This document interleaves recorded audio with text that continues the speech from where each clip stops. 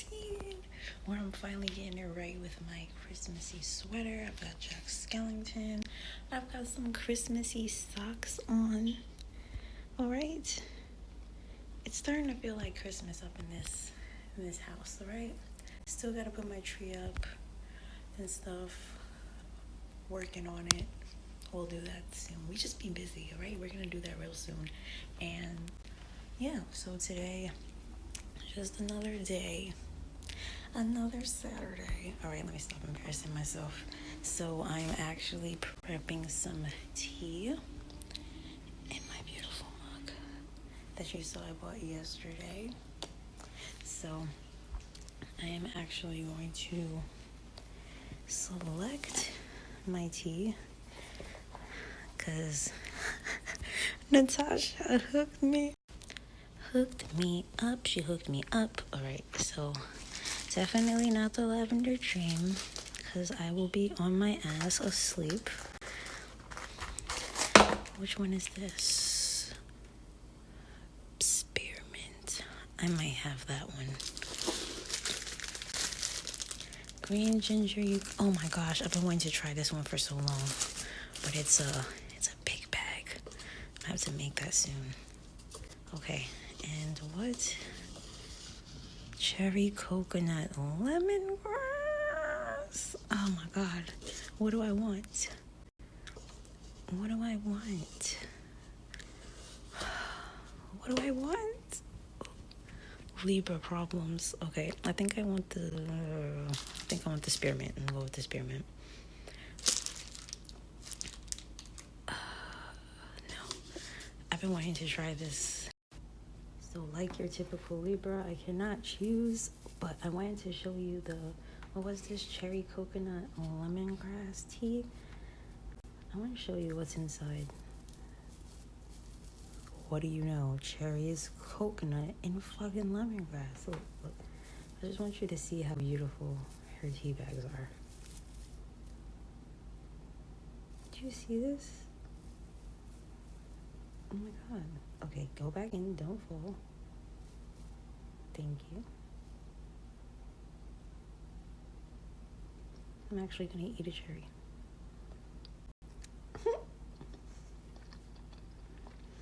Oh my god. So like your typical Libra, I cannot decide which tea I want. I'm just going to go with the spearmint. Yeah.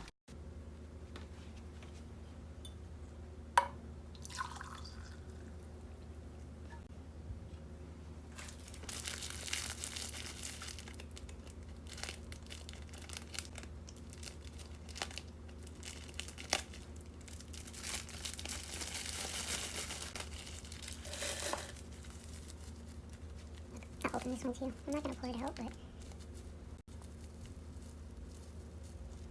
smells heavenly. And we're going to pop you right here.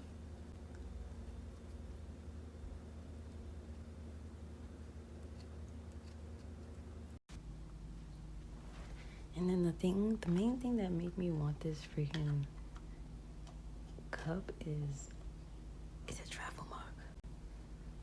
So holds the tea bag out, keeps it hot. Perfect. So while I'm waiting for my tea to cool, I wanted to show y'all my new diffuser. Look how cute. It's like a little wolf inside. It's so cute. I'm obsessed with it. It's so cute. So you just screw off the bottom and you fill the tank. And then a little mist comes out.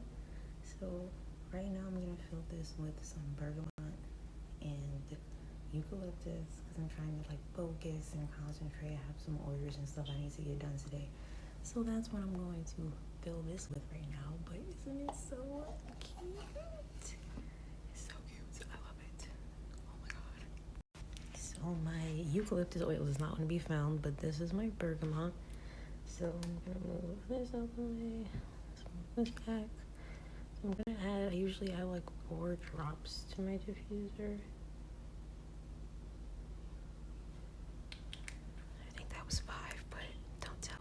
And then once you do it,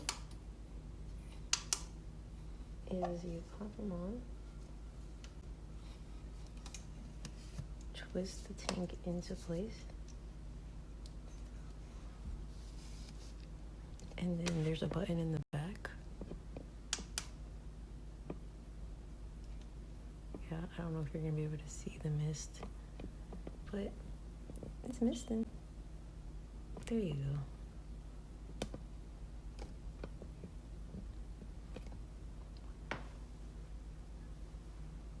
Okay, now for the most terrifying part of my morning. Every morning, I have to see if my tea is cold.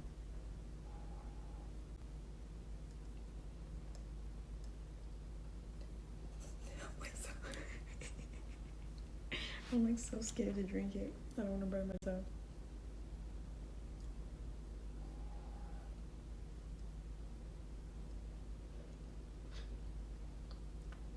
Okay, not too hot. I'm still let it chill for a little bit. So I've got my diffuser going. Boom, I've got my tea.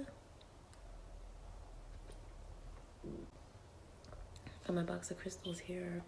I'm just gonna chill out, relax for a bit before I have to jump into getting into my orders and stuff. I have to wrap some sage bundles, so I'm gonna wrap them up and I'm gonna have another story time with y'all because I had some good story starters thrown to me and I'm like, yes, I have a good story to tell today. So we'll do another wrap and chat while I wrap up these sage bundles, and that'll be it. So I'm gonna chill, relax, drink my tea, inhale the bergamot and enjoy my view, my little foresty view, my backyard for a bit.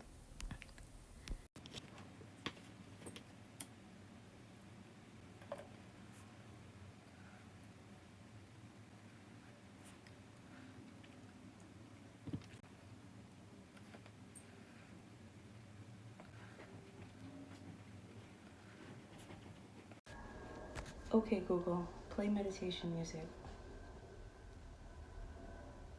Okay, here's the Spotify playlist called This is Meditation Music Zone.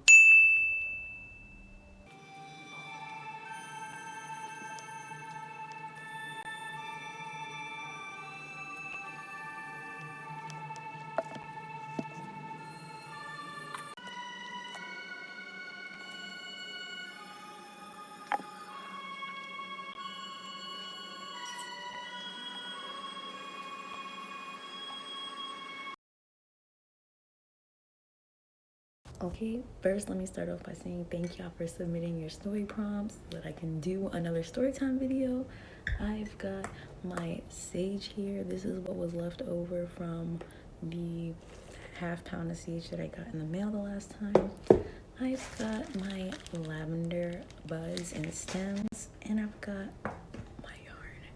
So we're gonna jump right into the story of how the Pasta Botanica got started, why I started it, what's the deal, what's the message, what am I doing, all that good stuff. The number one thing that made me open my shop was I am tired of working for other people. Honestly, that is the number one reason why I was like, no, this has got to change. I need to do something. Now, this is not my first Etsy shop. I think I've mentioned that before, but yeah, I started my last one at a very awkward time in my life. Like I was just moving on campus for college and it was just too much. So I ended up closing it, never opened it again, and then here I am like 8 years later with this shop. And I love it. It was like my last shop was super stressful. It had nothing to do with any of this. I wasn't selling sage or candles. I actually ran a bakery online on Etsy, and it absolutely positively made me hate it. Like that's why I closed the shop, because it was not only that I was moving on campus, but it was like starting to make me hate baking, and I'm just like, nah, the whole point of me opening this is to do something that I love. And, so I just think I wasn't ready for it at the time. But opening a bakery is still a goal of mine at some point in my life. But I'm really enjoying how this shop is coming along. And I enjoy everything I make, every minute of making it. So I just know that this is the right path. So the main reason that I opened my shop is because I want to start my own business. Now, the deeper level of it is I've spent most of my life in a botanica. My grandma works at a botanica. When I was like around the same time she gave me my first deck, so like around 14, 15, my grandma hired me. On the weekends when she went to the botanica on Sundays, she was like, look, you can come, you be my assistant, you run and go get the candles like that she would need for her clients, get the oils, get the baths, get whatever she needed that was on the shelf while she was in her little reading booth. I would run and go get it. And pretty much when she was busy reading, I would just wander the store. So I was always seeing different soaps and candles, and I would watch them make the incense, and I would watch my grandma's friend Miss Yolanda dress candles and inscribe candles. So it only makes sense, This was like I first set foot in the botanica when I was like born, okay, a baby. And then as I got older, I would go there more and more. But by the time I was 16, I was working in there. I was behind the counter with Miss Yolanda, grabbing herbs, grabbing oils, and that would be the gist of it. She would be like, this is what this is for, and this is what that was for. So at a very young age, I was exposed to herbs and oils and dressing candles. Now, I had been reading with my grandma since I was old enough to sit upright, because my grandma would sit me on her lap while she would read her clients at home. So I was exposed to tarot and spirituality and these types of witchcraft at a very young age. It was part of my life. It was normal. Did I ever think I would become a tarot reader or make a business from this myself or run my own botanica? Probably not. There were probably moments in my life where I was like, this is cool. I've always wanted to learn to read tarot, but I didn't think I would make it something serious, if you take it that way. We're going to work with my grandma and just being in these aisles at the botanica. I remember all of the smells, and I would be like, what is this for? And what is that for? And for the most part, they would tell me, because, they're not going to tell me everything because I was really young. But they would be like, all right, this is for this. Like, it was real. All of them were my abuelas, okay? Like, Miss Yolanda, I remember when I first, one of my boyfriends cheated on me, she was like, you want me to do a candle? Do you want me to do it? But, so I just grew up in a botanica. So as I become more and more in tune with my spirituality and my gifts, I've been feeling the need to share them with others. And I also feel like most botanicas have this old vibe, and there's nothing wrong with that. Like, I love my grandma's botanica. It's aged, it's old, it makes me feel like there's experience in here, you know what I mean? But when I decided to open the Pasta Botanica, I wanted to make a space for modern witches or people who don't really know what they're doing or want to get started. I wanted to open a botanica for people like that. Someplace pink, because, someplace cute, someplace inviting, someplace that even if you don't know what it is, you will want to come and experience the magic that is witchcraft. And I think that has been my main goal. Like, my dream is to open a brick and mortar store. I don't intend on the Pasta Botanica staying online forever. I will always have an online shop, but I definitely want to be brick and mortar, and I want to have a space where people can come in, grab a cup of tea, throw down their tarot decks, and just start reading each other and grab a candle, sit down, have some tea, meet like-minded people. Like, that's my goal. So it's like, I guess my dream of having a bakery ties into that, because I want to have like a cafe botanica in one. I want you to come, get your herbs, be able to have tea, be able to have a nice little snack and commune with other readers and just learn. And that's my dream. I just want to create a space for beginner Brujas, modern Brujas, experienced Brujas to all come and be in a cute, safe, pink space and just be themselves.